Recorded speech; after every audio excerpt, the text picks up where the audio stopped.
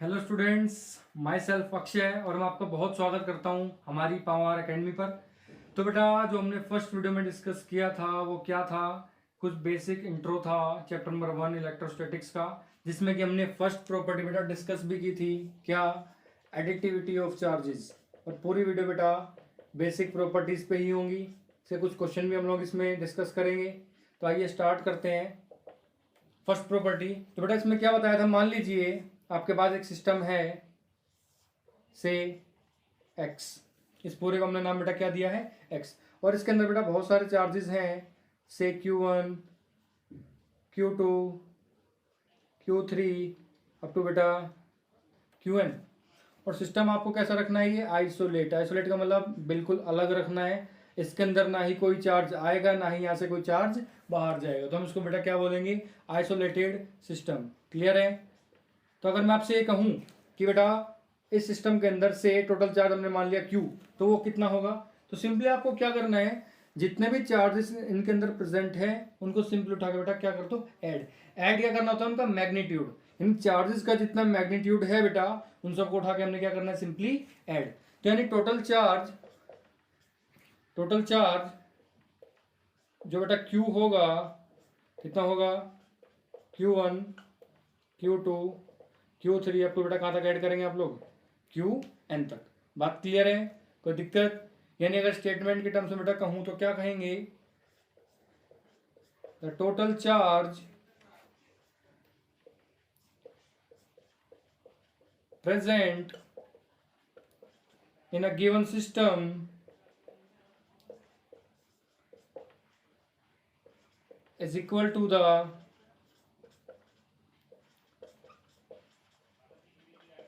algebraic sum of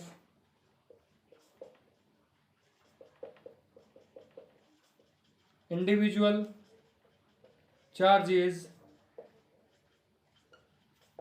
present in the system। बात clear है? तो स्टेटमेंट ने वही बताया कि एक गिवन सिस्टम में टोटल चार्ज कितना होगा, इंडिविजुअल चार्जेस के मैग्नीट्यूड को उठाकर बेटा क्या करना है आपको? Simply add. And this property is defined. और फर्स्ट वीडियो में बेटा बहुत अच्छे से मैंने आपको एक प्रॉपर्टी बताई थी, और आगे न्यूमेरिकल्स भी डिस्कस करेंगे हम लोग इसके बारे में। बहुत अच्छे न्यूमेरिकल्स सीबीएसई में आए हुए हैं। ठीक है बेटा, आइए आगे बात करते हैं। Second property that is quantization of charge.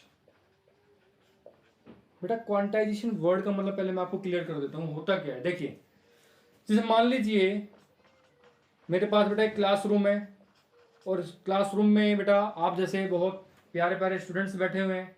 ठीक है, तो मान लीजिए बेटा उनकी जो काउंटिंग है, नंबर है, मान लीजिए 20 स्टूडेंट्स हैं मेरे पास एक रूम में। बेटा कितने हैं? प्यारे से बच्चे हैं, 20 स्टूडेंट्स हैं।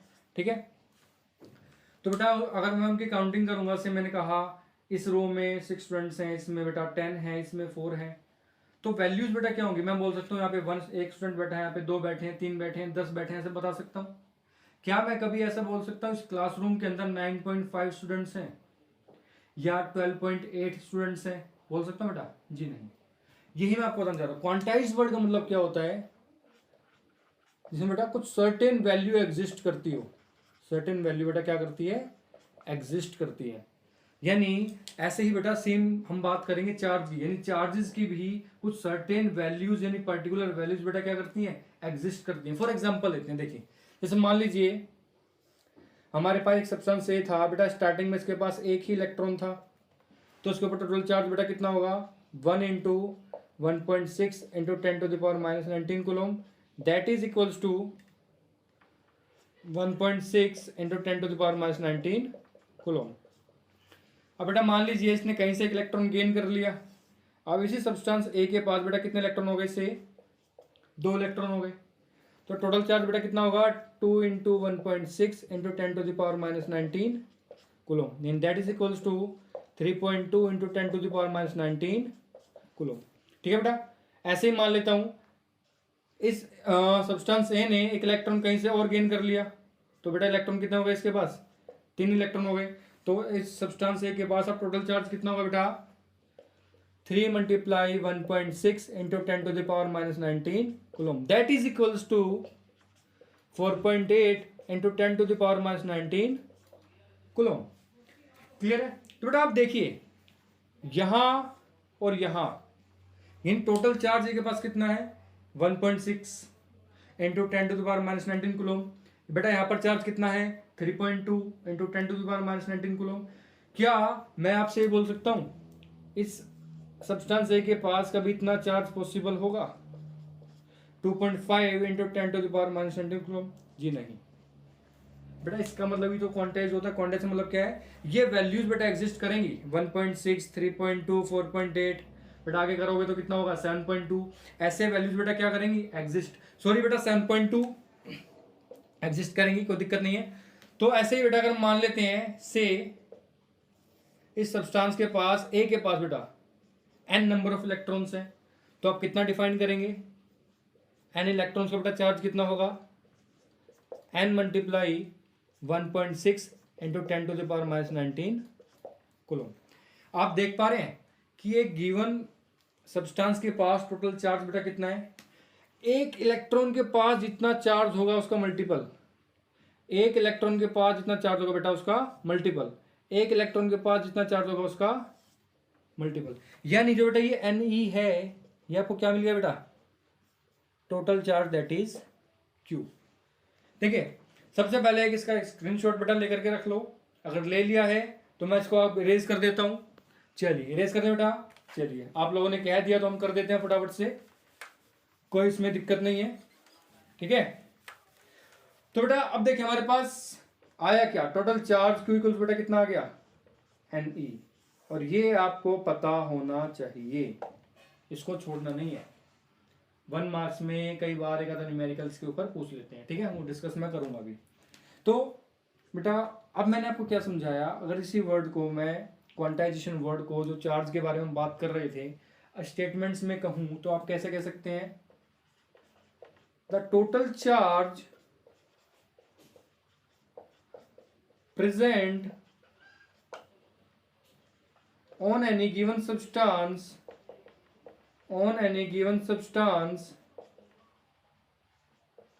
is always an integral multiple of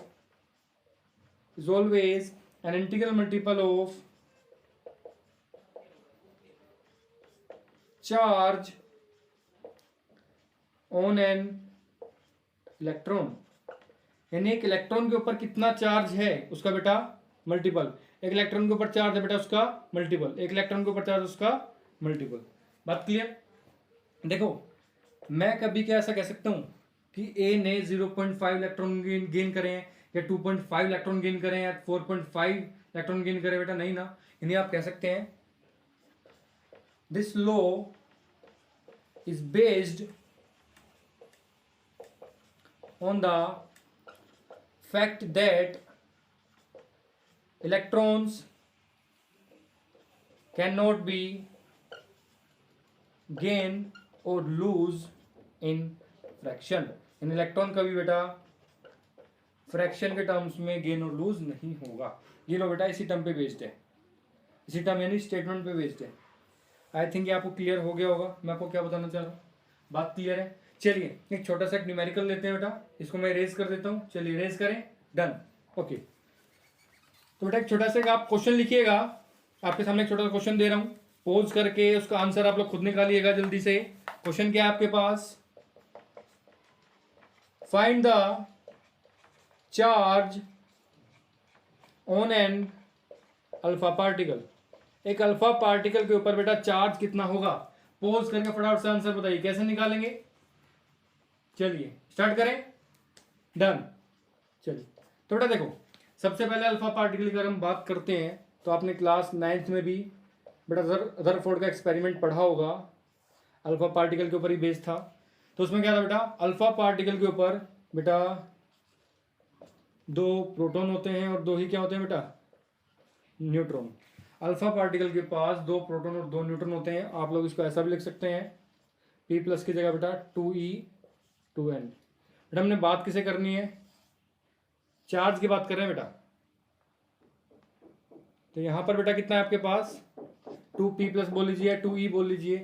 तो आपने एक टर्म पढ़ा था अभी क्या, Q = Ni, यानी अगर मैं आपसे कहूँ टोटल चार्ज बेटा Q कितना होगा, Q इक्वल्स बेटा क्या होता है Ni होता है ना। यहाँ पर कितना बेटा, कितने नंबर ऑफ प्रोटॉन्स है बेटा, N की जगह कितना आ जाएगा आपके पास 2, और ये आपके पास है ही। तो बेटा एक इलेक्ट्रॉन के ऊपर चार्ज कितना होता है 1.6 इंटू 10⁻⁻19 कूलम। देखिए अगर मैं इलेक्ट्रॉन के ऊपर चार्ज बेटा लिख रहा हूँ कैसे लिखेंगे, -1.6 इंटू 10⁻⁻19 कूलम। बेटा एक प्रोटॉन के ऊपर चार्ज लिख रहा हूँ उसको कैसे लिखेंगे आप लोग 1.6 इंटू 10⁻⁻19 कूलम। यानी यहाँ पर नेगेटिव बेटा यहाँ पर पॉजिटिव। तो टोटल चार्ज कितना आ गया बेटा अल्फा पार्टिकल पे 3.2 into 10⁻⁻19 coulomb. That's it. Clear, खत्म क्वेश्चन, समझ में आ गया होगा आई थिंक, हो गया। चलिए बेटा अब एक क्वेश्चन आपके लिए और लेके आते हैं। जैसे मैं आपको बोलता हूं is charge of 2.4 into 10⁻⁻17 is possible, कि भाई क्या चार्ज की वैल्यू पॉसिबल है।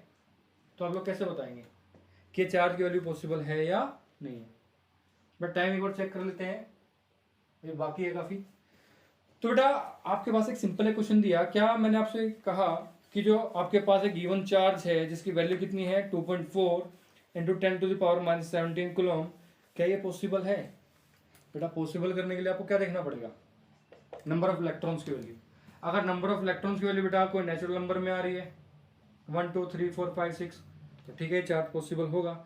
अगर नंबर ऑफ इलेक्ट्रॉन की वैल्यू कहीं भी फ्रैक्शन में आपको दिखाई दी, जो स्टेटमेंट मैंने जस्ट आपको बताई थी कि कभी भी इलेक्ट्रॉन फ्रैक्शन में ट्रांसफर नहीं होते, किस टर्म में होते बेटा, होल नंबर्स की फॉर्म में, यानी 1 2 3 4 अप टू बेटा इंफिनिटी। ठीक है, यानी आपके पास देखिए एक टर्म क्या है Q equals to Ni। Clear है बेटा। यहाँ पर चार्ज कितना किया मैंने आपको 2.4 into 10⁻⁻17 coulomb equals to number of electrons आपको पता होने चाहिए, अभी पता नहीं है। एक इलेक्ट्रॉन के ऊपर चार्ज कितना होता है 1.6 इंटू 10⁻⁻19 कूलम। बेटा n की वैल्यू कितनी आएगी 2.4 into 10⁻⁻17 divided by 1.6 into 10⁻⁻19 coulomb. ऐसे होगा बेटा। देखो कूलम ऊपर है नीचे है बेटा, कट जाएगा। तो वैल्यू आपके पास कितनी आएगी बेटा 24/16 इंटू 10⁻2 बेटा -19 ऊपर आके क्या हो जाएगा सिंपली प्लस, तो 10⁻⁻17 प्लस 19 कितना होगा 10⁻2। तो बेटा कितना आ गया, आप कह सकते हैं 4 4 16 4 6 24। ठीक है, 2 और 3 पे कैंसिल आउट हो गया, यानी आपके पास आ गया 300/2 दैट इज इक्वल्स टू 150। इन नंबर ऑफ इलेक्ट्रॉन्स की बेटा वैल्यू कितनी आ गई आपके पास 150 इलेक्ट्रॉन्स आ गए। देखो नंबर ऑफ इलेक्ट्रॉन बेटा क्या होल नंबर के टर्म्स में, तो आप कह सकते हैं that is this charge, this given charge is possible. तो बेटा ये चार्ज क्या होगा पॉसिबल होगा। क्लियर है, समझ में आया। आगे बढ़े बेटा, फटाफट से हम आते हैं property number 3 that is what conservation of charge. बेटा वर्ड कंजर्वेशन का मतलब कोई बताएगा मुझे, बेटा जरूर कमेंट करिएगा कि कंजर्वेशन वर्ड का मतलब क्या होता है। आप लोगों ने सुना कई बार है, स्टार्टिंग से सुनते हुए आ रहे हैं छोटी क्लासेस से, तो आप मुझे बताइएगा कमेंट्स में कि कंजर्वेशन वर्ड का मतलब क्या होता है। Conservation of charge. बेटा मान लीजिए चीज कंजर्व्ड है, कंजर्व्ड का मतलब क्या है। मान लीजिए बेटा एक रूम में 2 बच्चे बैठे हुए, 1 घंटे बाद भी 2 बच्चे बैठे हुए थे, 2 घंटे बाद भी, 4 घंटे बाद भी, 6 घंटे बाद भी। तो बेटा मैं कह सकता हूँ इस रूम में जितने बच्चे थे वो कंजर्व्ड हैं, इन जितने पहले थे उतने ही अब हैं। इसी टर्म को बेटा हम क्या बोलते हैं कंजर्व्ड। हम किसके टर्म्स में करेंगे बात बेटा, चार्ज के टर्म्स में। यानी मैं आपसे क्या बोल सकता हूं, the total charge present in an isolated system is always constant और conserved। बेटा बात समझना किसके लिए बताइए, एक टर्म है, क्या है वो, आइसोलेटेड सिस्टम। यानी मान लीजिए आपके पास एक सिस्टम ऐसे एक्स, कैसा है बेटा आइसोलेटेड है, इसके अंदर मान लीजिए एक सब्सटेंस है ए, एक सब्सटेंस है बेटा से बी। क्लियर। अब मैं कहता हूं कि भैया ए से इलेक्ट्रॉन ट्रांसफर हो बेटा बी में, यानी ए ने इलेक्ट्रॉन बेटा क्या किए, लूज किए, और बी ने इलेक्ट्रॉन बेटा क्या किए, गेन किए। इलेक्ट्रॉन की वैल्यू हम लेते हैं से 3 इलेक्ट्रॉन्स। ठीक है, तो बेटा ए के पास चार्ज कितना है, जो इलेक्ट्रॉन बेटा लूज करता है उसके ऊपर चार्ज कितना आएगा, +3, और बी के ऊपर चार्ज बेटा कितना आएगा, उसने गेन किया -3e। अगर मैं आपसे ये कहूं अब टोटल चार्ज बेटा कितना है, +3e और -3 बेटा कितना आ गया, 0। यानी जब तक ये दोनों सब्सटेंस ए और बी बेटा इनिशियली क्या थे, सब दोनों के ऊपर चार्ज इनिशियली बेटा कितना था, 0। हमने इनको रब किया या इनके अंदर इंडक्शन किया, रब करने से बेटा क्या हुआ, फ्रिक्शन को ओवरकम करके हमने इसको एनर्जी प्रोवाइड की। यानी सिंपल वर्ड्स में मैं क्या बोल रहा हूं, ए से बी के पास इलेक्ट्रॉन ट्रांसफर हुए। बेटा इनिशियली क्या था इसके पास, अगर मैं इनिशियली आपसे बात करूं ए और बी, बेटा इसके ऊपर भी चार्ज 0 था, इसको भी चार्ज बेटा क्या था, 0। क्योंकि बेटा ना ए से बी से इलेक्ट्रॉन आए थे ना बी से ए में इलेक्ट्रॉन आए थे, यानी इनिशियली टोटल चार्ज बेटा कितना था, 0। लेकिन हुआ क्या, अब हमने इनको रब कर दिया, रब करने के बाद क्या हुआ, ए से बी के पास इलेक्ट्रॉन ट्रांसफर हुए, और जैसे ही बेटा इलेक्ट्रॉन ट्रांसफर हुए तो ए के ऊपर चार्ज कितना आया, +3, बी के ऊपर चार्ज कितना आया, -3, और रब करने के बाद हमने लास्ट में जो चेक किया तो अभी भी बेटा टोटल चार्ज कितना है इसका, 0। और पहले भी बेटा इनिशियली जब तक हमने इनको रब या इंडक्ट नहीं किया था तब भी टोटल चार्ज बेटा कितना था, 0। तो वही तो मैंने आपको समझाया कि एक आइसोलेटेड सिस्टम अगर आपने लिया है तो उसके अंदर टोटल चार्ज बेटा क्या रहेगा, कांस्टेंट बोल सकते हैं या कंजर्व, यानी जितना पहले था उतना बाद में। बात क्लियर। आई थिंक बेटा आपको इतना समझ में आ गया होगा जितना मैंने आपको जस्ट अभी बताया। वो क्या बताया, पहली property activity of charges, second बेटा मैंने आपको डिस्कस की quantization of charge, and third one is what, conservation of charge. और बेटा अच्छे से आई थिंक आपको एक प्रॉपर्टीज समझ में आ गई होगी, इनको नोट कर लेना, अच्छे से पढ़ लेना। क्लियर है। और बेटा लास्ट में जाने से पहले एक चीज और, कि जिन बच्चों को पढ़ाया हुआ समझ में आ रहा है वो आगे इस वीडियो को शेयर कर सकते हैं, और हमारे चैनल को बेटा सब्सक्राइब करना, कमेंट करना अगर आपको कोई डाउट है। अगर बेटा वीडियो अच्छा ना लगे स्किप करके आगे निकल जाना। क्लियर है।